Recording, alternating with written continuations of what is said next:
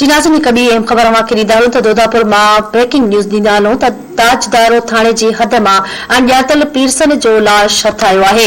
इतलाह ते पुलिस पहुची लाश अस्पताल मुंतक़िल कयो आहे, जंहिंजी अञा ताईं सुञाणप न थी सघी आहे। अव्हां खे ॿुधायूं पिया नाज़रीन, ताजदारो थाणे जी हद मां अणॼातल पीरसन जो लाश हथ आयो आहे। इतलाह ते पुलिस पहुची लाश अस्पताल मुंतक़िल कयो आहे, जंहिंजी हिन महिल ताईं सुञाणप न थी सघी आहे।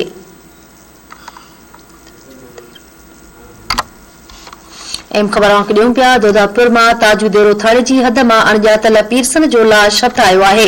इतलाह ते पुलिस पहुची लाश अस्पताल मुंतक़िल कयो आहे, जंहिंजी अञा ताईं सुञाणप न थी सघी आहे। अहम ख़बर ॾियूं पिया दोदापुर मां नाज़रीन ताजूदेरो थाणे जी हद मां अणॼातल पीरसन जो लाश हथ आयो आहे।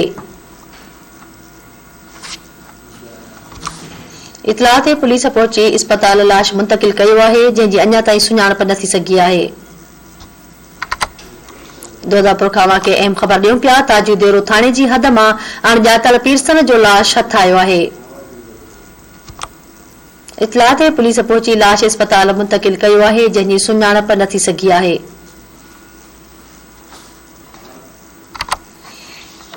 अहम ख़बर वाके दोदापुर खां ॾियूं पिया ताजूदेरो थाणे जी हद मां अणॼातल पीरसन जो लाश हथ आयो आहे। इतलाह ते पुलिस पहुची लाश अस्पताल मुंतक़िल कयो आहे।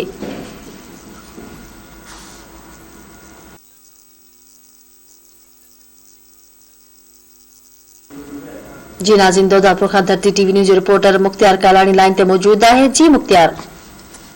जी बिल्कुल दोदापुर जे झंग मां पीरसन जो लाश हथ आयो, जंहिंजी सुञाणप न थी सघी आहे। लाश खे अस्पताल मुंतक़िल कयो आहे। ताजूदेरो थाणे जी हद मां पीरसन जो ताजूदेरो थाणे जी हद ॻोठ शनवर मलवानी जी लाड़े वटां पीरसन जे झंग मां लाश हथ आयो, जंहिं इतलाह ते पुलिस पहुची पीरसन जी लाश खे सुञाणप न हुजण करे तालका अस्पताल गढ़ी करे पिणु मुंतक़िल कयो वियो आहे। जी वॾी महिरबानी मुख्तियार ॾाहाणी तफ़सील ॾियण जे लाइ।